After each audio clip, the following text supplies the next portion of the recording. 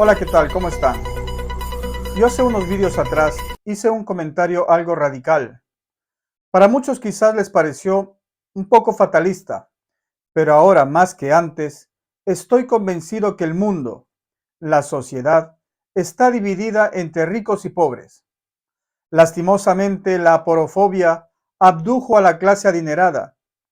Esa abismal brecha entre quienes nacieron en cuna de oro y quienes nacieron sin cuna siquiera, cada día crece más y siempre ha existido. Pero en un Estado medianamente justo, esta desigualdad debería ser cada vez menor. Es decir, el índice de Gini, que los economistas heterodoxos, como el presidente Correa, defienden mucho y que es el parámetro que mide la desigualdad de renta relativa en la población. Este índice debería ser el principal medidor para catalogar y ver los logros obtenidos por un gobierno en particular, ya que de nada sirve, incluso si se hacen obras faraónicas en un país, si a esas mismas obras no tienen acceso todos los ciudadanos, sin importar de la clase social o económica que provengan. Los multimillonarios, los ultraderechistas, permiten que hayan intelectuales en las dos aceras, científicos, literatos, ambientalistas e inclusive profesionales, siempre y cuando no se salgan de su carril, de su ámbito, de su parcela de actuación, todo irá bien. Pero si alguien alza su voz y osa reclamar derechos sociales y sugiere que los beneficios, las utilidades de tal o cual actividad económica debería ser distribuida de mejor manera, pues empieza la guerra. Sí, no exagero, empieza la guerra sucia y desenfrenada, sin principios ni escrúpulos, que practican los ortodoxos neoliberales. Hagamos un análisis de los últimos acontecimientos. Casi paralelamente a la invasión de la Embajada de México en Ecuador, se firma el Tratado SOFA entre Ecuador y Estados Unidos, que según sus siglas en inglés significa Acuerdo sobre el Estatuto de las Fuerzas. En pocas palabras, dicho acuerdo representa la renuncia ecuatoriana a ejercer soberanía plena sobre dimensiones muy delicadas como la seguridad y el propio territorio nacional. Recordemos que después del asalto a la embajada, la protesta internacional de Estados Unidos a lo acontecido fue un tibio comunicado. ¿Y por qué sin mayor contundencia? Pues pienso que fue el mismo Estados Unidos quien asusó a Noboa para que tome esta decisión. El domingo pasado, aquí en Europa, en Madrid, tuvo lugar un evento de ultraderecha denominado Europa Viva 24, organizado por el partido político Vox, donde se aprovechó para despotricar de líderes progresistas mundiales. Y claro, cómo no, taladrar en la nueva arma arrojadiza que tienen y que es relacionar a la narcopolítica con gobiernos de izquierda.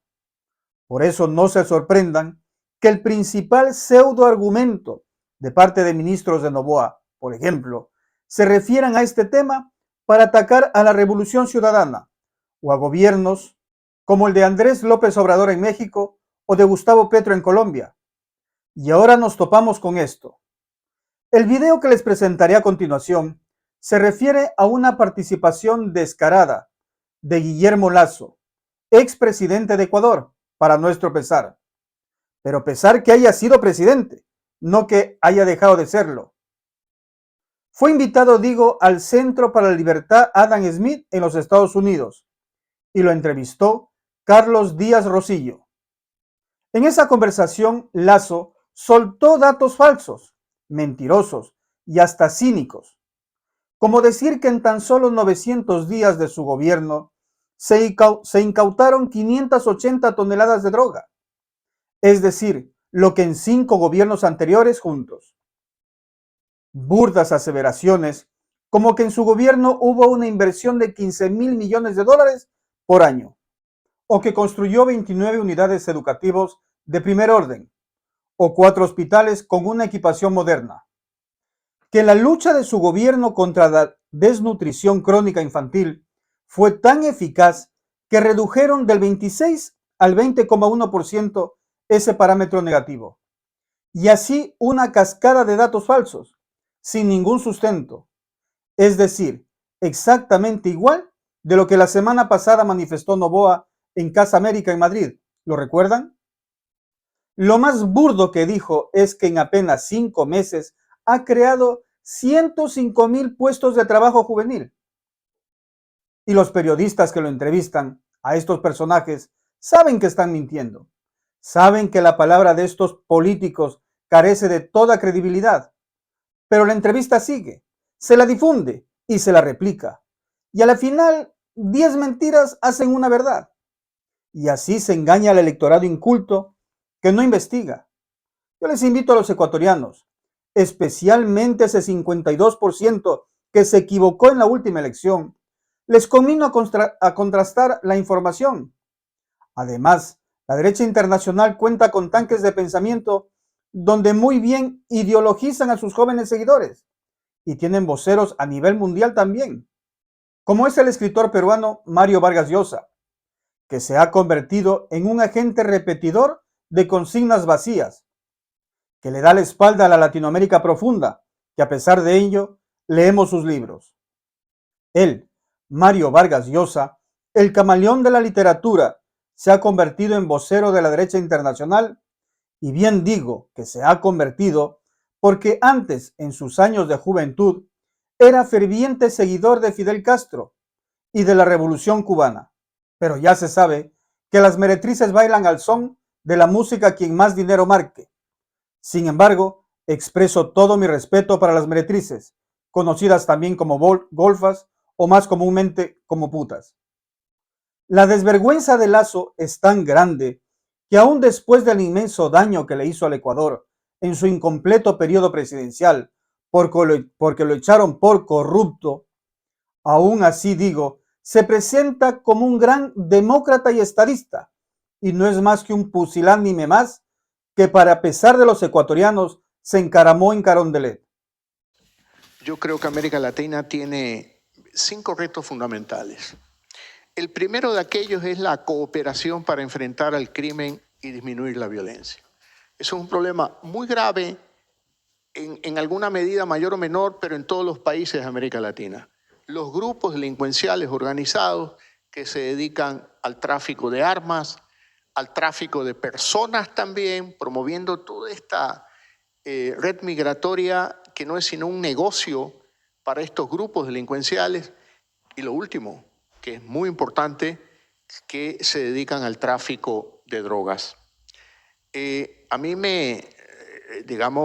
yo tuve la obligación de luchar contra ellos y mi gobierno incautó en 900 días de gobierno 580 toneladas de droga, que era la suma de lo que habían incautado por lo menos 5 gobiernos anteriores al mío.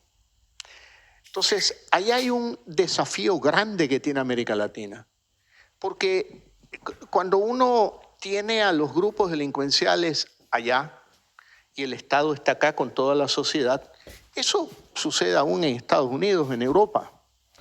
El problema es cuando esos grupos delincuenciales se alían con los políticos que deben estar de este lado y les ceden representaciones, por ejemplo, en la Asamblea Nacional.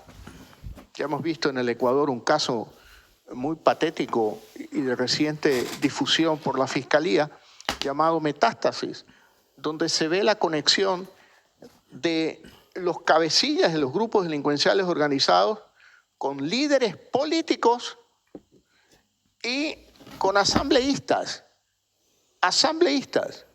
Y por otro lado también se ve a otro líder político que sabíamos todos que tenía controlada la justicia. Y claro, cuando uno dice, bueno, aquí hay 2 personas importantes que son la conexión de allá, los malos que están allá, ahí sí el Estado tiene un problema y la sociedad tiene un problema. Y eso es un desafío muy grande en Ecuador, como también lo es probablemente en México, probablemente en Colombia, probablemente en algunos otros países de América Latina. Ahí hay un desafío importante. ¿Cómo enfrentarlo? Integración entre los países de América Latina. Integración en términos de seguridad. Conectar nuestros sistemas de inteligencia, conectar nuestros sistemas de seguridad, fortalecer las instituciones de seguridad, fortalecer a la fuerza pública, Fuerzas Armadas, la Policía Nacional, hacer todos esos esfuerzos integrados en América Latina.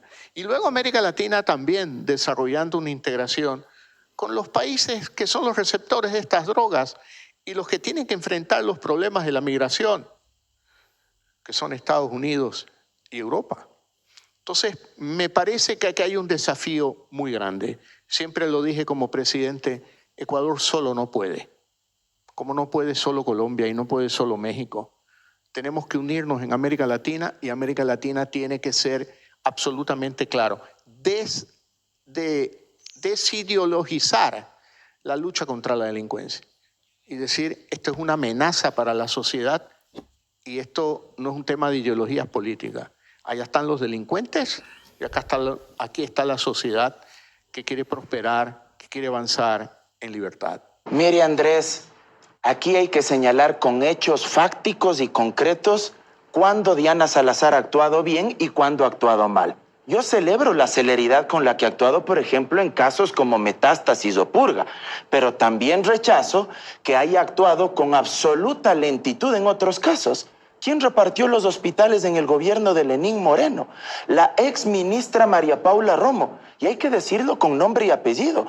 Y yo creo que si es que aquí se quiere denunciar la corrupción, y yo no he venido a defender a nadie, tiene que hacérselo, venga de donde venga, hay que atacar a ese cáncer. Y hay otros casos de selectividad y también de grave persecución. El caso del informático sueco Olavini, el caso de la científica quiteña Linda Guamán, cuando se allanó el Consejo de Participación Ciudadana y Control Social, un órgano ciertamente desprestigiado, pero se allanó mientras su presidenta Sofía Almeida estaba en estado de gravidez, estaba embarazada, tal cual como ahora está embarazada la fiscal Diana Salazar. Y creo que, para cerrar los hechos concretos, casos Danubio en el gobierno de Guillermo Lasso, León de Troya, se han procesado a los narcogenerales, los audios de la general Tania Varela, del general Vargas Ponce. ¿Alguna vez les llamó a que dé su versión, por lo menos, Guillermo Lasso, cuando en un audio de un vocal del Consejo de la Judicatura señaló con absoluta claridad que por pedido expreso de Guillermo Lasso estaba interfiriendo para que se dicte una sentencia a favor en una acción de protección para mantener en el puesto a Guadalupe Llori como presidenta de la Asamblea? Muchas gracias por compartir conmigo su valioso tiempo. Seguimos mañana.